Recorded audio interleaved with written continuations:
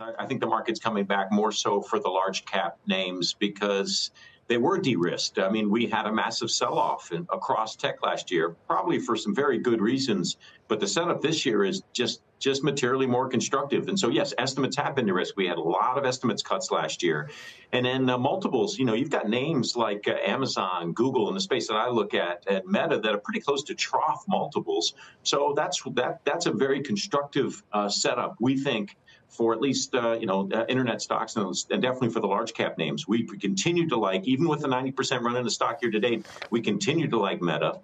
And we continue to like a few other names like Uber that haven't had the big run up yet, but we think will happen. And then Spotify and Netflix, those would be kind of our top 4 picks. But we're getting a lot of queries and a lot of discussions on Amazon and Google, too. I was a little surprised to see Spotify in there. Why do you like that one, given all of the hand-wringing that we've seen over past quarters about how much they were spending on podcasts, et cetera? They're getting an inflection point with their profits? I hope so. I mean, that's the pitch. And if there was a handful of companies that really needed to get the memo about managing down costs, Spotify was at the top of that list. They had sort of indicated, we all thought that they were going to see a margin inflection point and a profitability inflection point last year. We didn't get it because they accelerated investments in the podcasting. They saw what happened to their stock. I think they got the message loud and clear. And so if they reverse that and you start getting gross margin expansion, especially for low gross margin stocks, that's usually a huge catalyst.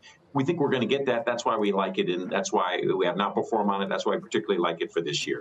Mark, what did you think of the Amazon investor letter this morning and some of the commentary we did get from Andy Jassy, whether it was talking about consumers continuing to spend, but maybe seeing more trade down and a little more discretion in terms of what they're buying through Amazon? And then, of course, more details on AI.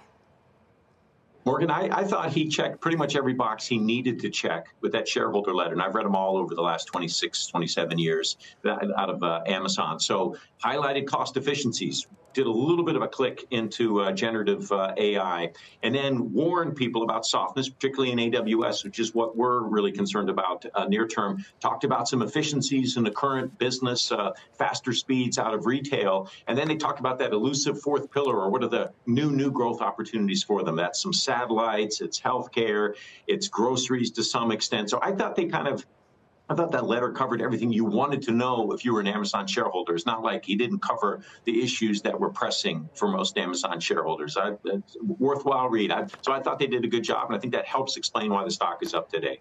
Yeah, stock did end the day up more than 4.5%. Mark Mahaney, thanks for joining us.